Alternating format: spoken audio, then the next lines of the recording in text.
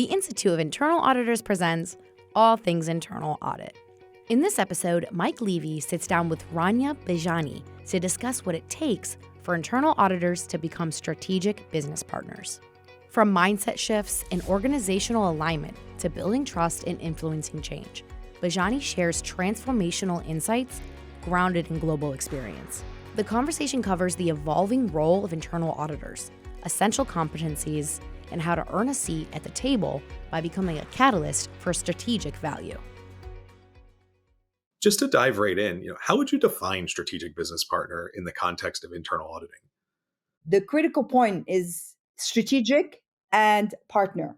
So what is strategic? Strategic really is always looking at a long-term perspective. Strategic is looking to solve problems, is looking to influence, and is anticipating needs. And a partner is very much about working together, about collaboration, about win-win solutions, and about engagement.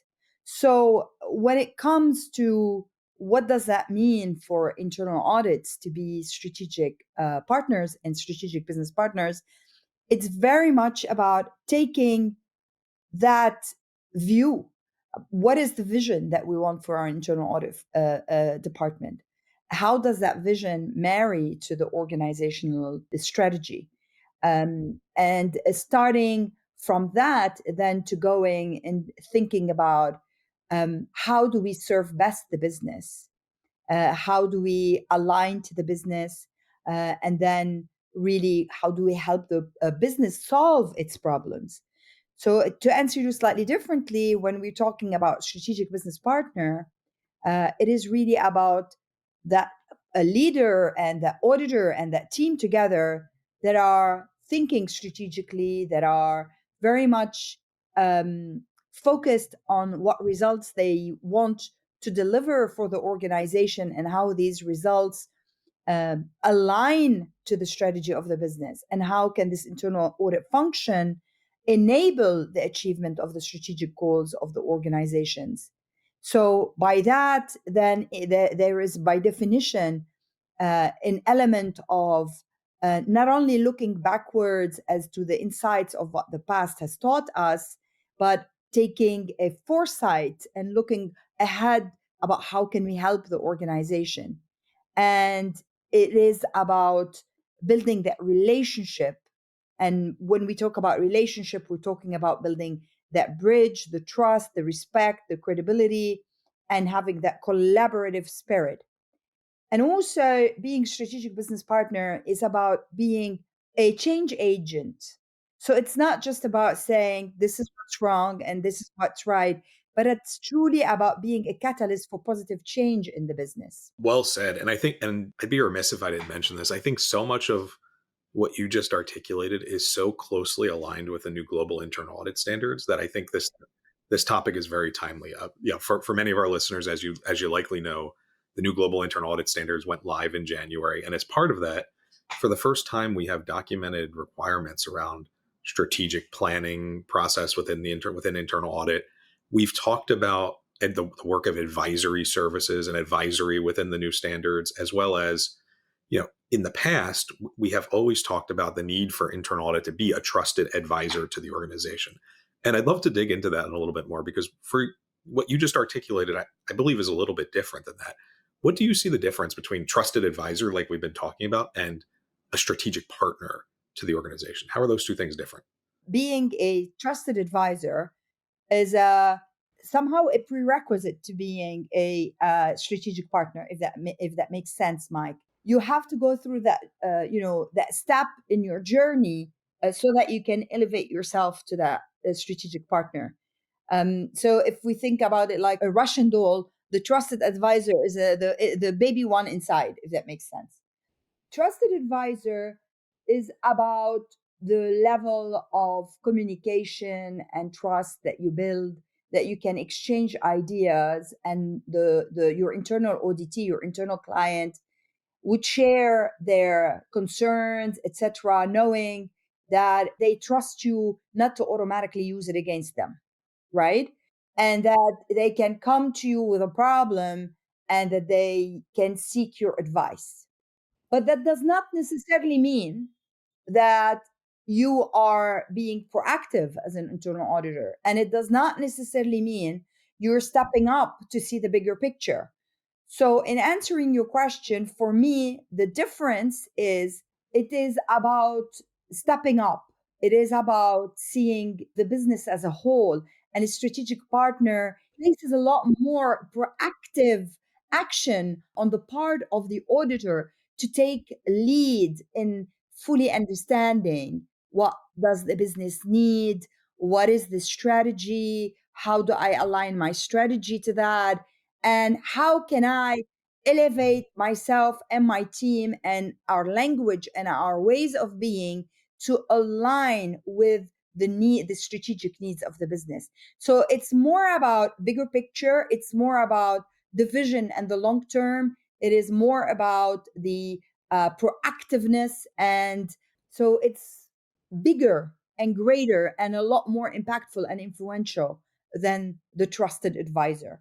I think that's really well said, because I think when in my role, I've had the opportunity to interact with a lot of practitioners and a lot of chief audit executives. And when you hear them talk, the number one thing everybody articulates beyond the need to have the right talent to address emerging risks is, I want to have a seat at the table. I want my board to call me and my audit committee to call me. I want executive management to come to me when there's an issue. And so many times when we talk about and work with organizations around revamping their audit plans and working through that time for these types of activities and reporting on them to the board becomes really incrementally important. And I always say to CAEs that it's honestly a barometer as to whether your function is performing if you have people seeking you out for some of the strategic guidance and insight. Absolutely. Absolutely. Actually, in a recent conference I was speaking, and this was my point to the audience. Like, we've worked very hard throughout our careers. We want a seat at the table, but that seat at the table doesn't come easily. We have to earn it. And we earn it via the quality of the engagement we have with the board, with the C-suite, with the business, and it is a reflective of the value that we're adding, the insights we're bringing, and how we are supporting them on their mission to run the business.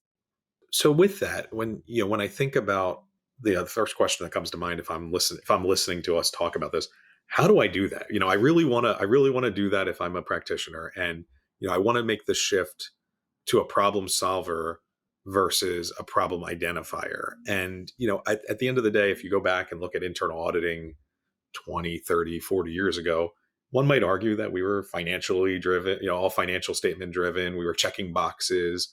While there's a time and place for compliance requirements, and I think we all know that, how do we do that? How do we make that shift to a problem solver versus an identifier within the organization? This is a great question, Mike. But for clarification, I was not around 40 years ago. Nor was I. Nor was I. uh, If you walk around the Internal Audit Museum in Florida, you can see some evidence of these things. is there an internal audit There is. museum? There is indeed. Really? Oh, I did not Absolutely. know that. I'd love to come and visit that on my next visit. All righty. So, first let me clarify. There's a lot of good audit teams out there doing a great job. Okay, and I know, because I work with so many of them. I know how much heart they pour into their jobs to deliver the best they can. What we are offering here is a critical mindset shift, because this isn't just about doing more effort, but it's about the intention behind the effort, if that makes sense. So, doing that shift is a journey. It is a transformational journey. And we need to understand it does not happen overnight. So, the first step is an exercise of awareness. Where do we stand today as internal audit team? If we're being truly objective and auditing ourselves, just like we go ahead and audit so many people. Let's start by auditing ourselves. Where do we stand on that barometer? Are we engaging with the right priorities? Are we having the right conversations? Is the way we're delivering the work, etc., etc.? So an honest self reflection and self assessment is needed. Then the other step is an honest and courageous conversation with the board and the C-suite, and particularly, the key decision makers. What is it that they would like to see? They don't always know what they want. The board and the C-suite, in honesty, don't all understand what audit does. And so we might want to educate them, but we also want to make sure we're asking them that question and engaging them so that we get a clarity between our self-assessment and understanding what they want and where would we aspire to be in terms of business partner. Then we create a bridge from now to there, and a series of actions would need to be taken. As I said, there is a mindset shift that is needed. It's all about, that change is all about the behaviors within internal audit. And so that takes time and it needs to be taught. It's about setting new values for the function. And then we need to reflect and accompany that with changes in the way we work, what we focus on, how do we deliver, how do we communicate, how do we engage, etc., etc. How do we report? What documents do we send? What language do we use? How do we behave? All that stuff. So it is a transformation journey.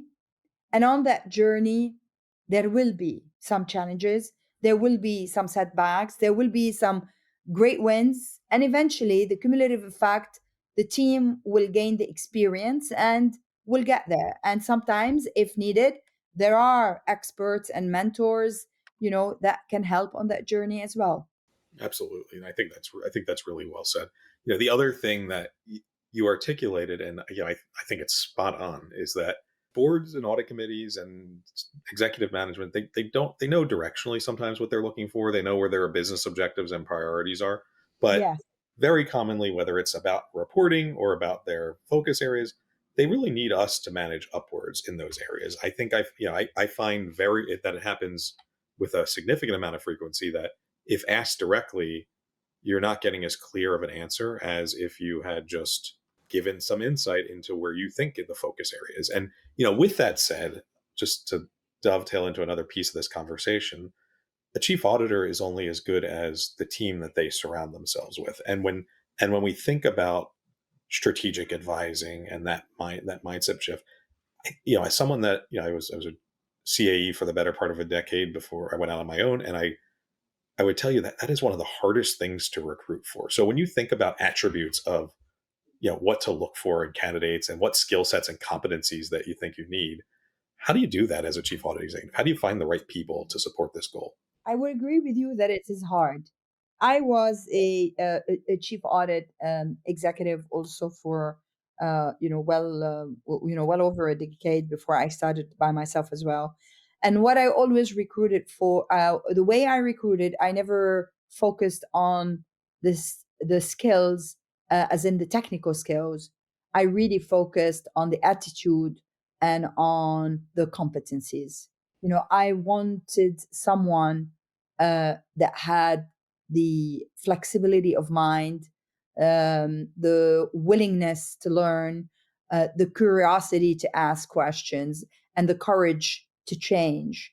And I personally recommend that we give, as auditors, the priority for the attitude and the ways of thinking of our talent, because it's very easy to teach someone. Okay, it's not an overnight job, but it's relatively easy to teach someone how to conduct a test, or they can build some specific technical skills, and with the right support they can learn to do XYZ task.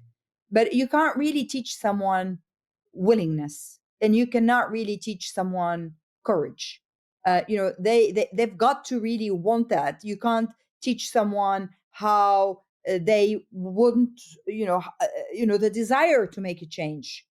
So I would say it's very important to recruit based on values, and you recruit people who really aspire to make that to make that change. There are certain attributes that are needed in that. Of course, I'm going to take it for granted the technical skills. Typically, no one's going to come and apply for an audit job if they didn't have the audit training and the audit experience or the audit interest. So yes, we take that for granted, but then we also want above that um, the ability to communicate, and to communicate very well. We want someone who's going to be able to build the relationships in the business. You want someone who's able to debate in a constructive way, because there is a lot of conversations that need to be had, and the agility and the confidence. We as auditors, in the when engaging in different things, especially when problems or different of opinions arise, can come under extreme pressure from the business, to change this or to change that. And sometimes the change is needed, but sometimes there is no need to change. And so you need to have someone who can handle those tough conversations, who can be resilient, who can be confident. And I also believe humor is a great factor. It helps because sometimes we need to learn how to diffuse things without taking it personally, or without taking it too much to heart. Really well said. This is very similar to my strategy when I hire. I have always been of the mindset that yes, you need some baseline level of technical skills, but it's a lot easier to train someone and make them an expert in, if you're doing quality assessments, the standards, or a quality program, or cybersecurity audit. You can train; those are trainable skills. Developing emotional intelligence, influence skills, negotiating skills, the personability of a person, these are things that are a lot harder to it's almost an X factor. And if we take a step back and we think about where our profession is going, and from a practitioner lens, what's needed to accomplish our goals, we're in a really difficult position as internal auditing. It's also what makes it very exciting, is that we're in a place where we are looking at the whole business holistically and strategically, evaluating things, whether it's strategic projects or assurance-based projects based on risk, and we have to help influence change within an organization without actually having any direct oversight over that area. When you think about things like the 3 lines of defense model, we're not a first line person. We don't have authority to own some of those areas, but we do have to influence change. And to your point, that those requisite skill sets around the personality traits and humor and all those things that help influence decision making, I mean, it's a very hard thing to train, and if the person doesn't have it, it's takes them a very long time to develop. Absolutely. I've said that many times before, and I'll say it again. The audit profession is probably the most misunderstood in the world, and perhaps one of the hardest, because to be a successful auditor, one must master a variety of skills that are not always present in the same person. It is very important to be obviously analytical, and be able to follow the details through and look at those things. At the same time, it's very important to be able to to rise above that and see the big picture. It is important to be a great communicator, and articulate thoughts and ideas and issues, and very clearly and confidently. And also you have to be a problem solver, and you have to be a negotiator, and you have to be a translator, because you got to translate all those complex thoughts and concepts into simple, easy to user friendly reports and conclusions. And you have to kind of sum up vast amounts of information you've looked at in the weeks during the audit into like a few pages. And you got to be a fantastic salesperson, because you got to sell your ideas. And all in all, what we do is about spotting the issue, facilitating a solution, and influencing change. So those influence, communication, dialogue, emotional intelligence, relationship building are all crucial to that piece of the partnership. And it helps to know that this is what is expected of us, and to kind of look at how we're performing and look how we can improve. And as a CAE, we acknowledge that not everyone on the team might be the perfect match of this. Realistically, these people are a minority, they're not the majority. And so how it's about bringing together the different parts of the team to collaborate together on those audits where they can supplement each other's skill, but under that umbrella of the influence and the partnership, with the relationship building. Really well said. One thing listeners always like to hear are the more tactical, practical things. And one thing I was curious about, just because it sounds like you've been really successful in your career of implementing these types of changes within audit functions. Do you have any any real life examples of when you influenced a strategic decision or helped shape an organization in the direction, and maybe like what that organization looked like before some of these steps were implemented, and then what the outcomes were after that was put in place? Of course, lots and lots and lots and lots of examples. I've been on a journey, and I've transformed audit into a strategic partner in 3 different organizations where I was CAE, and I currently help many of my clients to do exactly that. Um, Let me give you an example from my own personal experience and one from a client. When I started my very first CAE role, and arrived in my job, excited about my new job, soon I discovered that the feedback from the business was rather terrible. That I'd go into meeting introducing myself as the new leader, and how lovely to meet them, etc. And I was faced with so much resistance. Things like, what is audit for? You guys only borrow our watch to tell us the time. I can't believe the company pays money for this, etc., etc. And then, like, there were reports, 3 years worth of audit actions that had not been implemented. There were a lot of pending reports that had not been issued, etc. And through very much like I shared with here, an exercise of an honest dialogue with the team and an honest dialogue with the board. And obviously, because I was coming new, I was able to be very objective of what's going on there, and set certain priorities and take the actions in terms of changing the way that we're working with the business, changing what we're focusing on, changing our reports, changing the approach, training the team, etc., etc. The transformation was, slowly but surely, remarkably different, and we stepped up into being that trusted and respected strategic business partner. Within about a year, the CEO was calling me for, we had a big issue in the supply chain, for example, and it was my internal audit team who was able to pinpoint where was this problem, where exactly is it, and whereas the rest of the business couldn't. So we had built the credibility and the bridges and a real depth of the business that we could add value. PwC, for example, reduced, at the time it was okay to rely on internal audit work. I think the rules have changed since then, but reduced their fees by 25% based on the work that we've done. And then I went on to do that with other businesses, as I said. And, a client about a year ago, I was working with them. We're also facing a lot of challenges.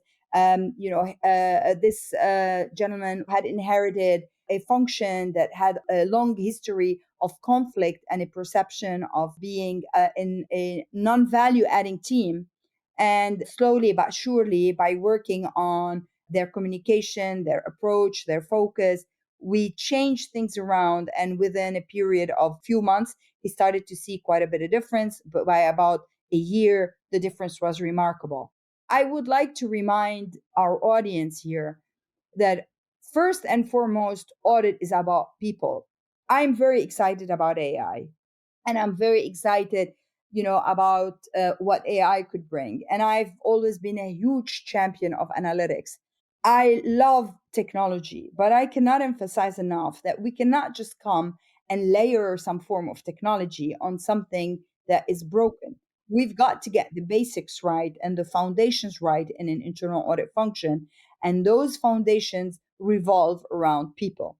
We are people, we're working with people, the board are people, and all the things that happen in day-to-day life are only kind of amplified in an audit environment because of the inherent nature of our work, where we point out issues. This is our job, to be able to identify the risks so that we can help the business evolve.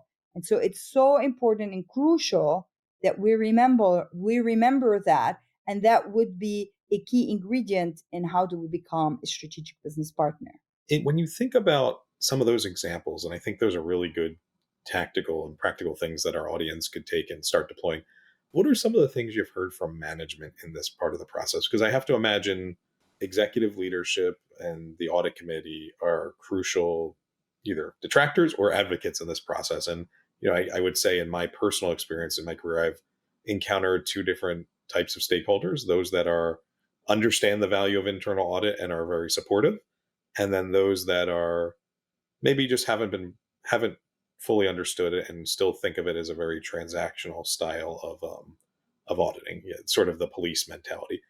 What are some of the barriers that you encounter, that you've maybe encountered when you've tried to implement some of these things, and then what are some of the ways that you've overcome them? Sure. What you said is absolutely spot on. That's my experience too. And actually, there's, as I said, a lot of people who still don't understand what internal audit does. So the challenges stem from previous experiences they have had. Okay, so in an apple cart, you're gonna get different kind of apples. You're gonna get a bad apple in every cart, typically. Internal audit is a reflection of the wider population. You're gonna have some brilliant, awesome people and less awesome people, just like in IT or in sales or in finance or any other profession. And given the nature of what we do, so if you're not doing a brilliant job at it, you could leave quite an impression, not the impression we desire. And so, if as a chief audit leader, you're engaging with an executive or with a board member who've had a terrible experience with audit before, they are without a doubt going to resist you. I've seen that time and time again, and but it's so rewarding when you turn the relationship around. But things like you don't add value. What is this about?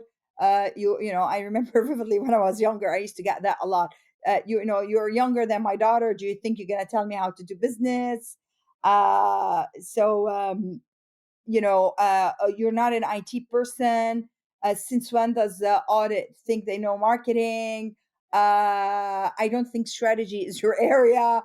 You got a lot of that, right? And then you get more silent resistance, like you might not get a budget, or, uh, little games like that, or, they might cancel a meeting. And I know because I do coach and mentor different audit professionals that some of them occasionally I feel grateful I never had that, maybe because I set very healthy boundaries. But I do know that people are getting disrespect and things like that, which is probably a topic for another podcast. So the resistance is there, either in your face or more silent. Now, that makes the task more challenging, but it's also, as I said, a lot more rewarding when you turn it around. Let the quality of your work speak for you. Let your team speak for you. Let the way you present in those key moments of truth, when you're presenting to management or presenting at the board, speak for you. So there is no point in sitting and like defending someone else's actions. Take full ownership of your own action, rise to the challenge, and deliver. Does this resonate, or would you like me to be more specific, Mike? No, I think that was well said, and candidly, I don't think we could end on a better note. That's exactly, when I think about the strategies and how we need to be more strategic partners. And if I'm a practitioner looking to deploy some of those things, I think that really gives them a tactical roadmap of how to proceed. Well, Rania, I just want to take a moment and say thank you for being on the All Things Internal Audit podcast. It was a pleasure having you, and we look forward to having you back again soon. My pleasure. The pleasure is all mine, Mike. Hey Audit Pros, ready to supercharge your skills and connect with the best in the field? You absolutely need to check out the IAA's 2025 International Conference. Happening July 14th through the 16th in Toronto and virtually, this is your chance to dive into emerging risks, cutting-edge tech, and global best practices that will elevate your internal audit game. Don't get left behind and register now at theiaa.org. If you like this podcast, please subscribe and rate us. You can subscribe wherever you get your podcasts. You can also catch other episodes on YouTube or at theiaa.org. That's THEIIA.org.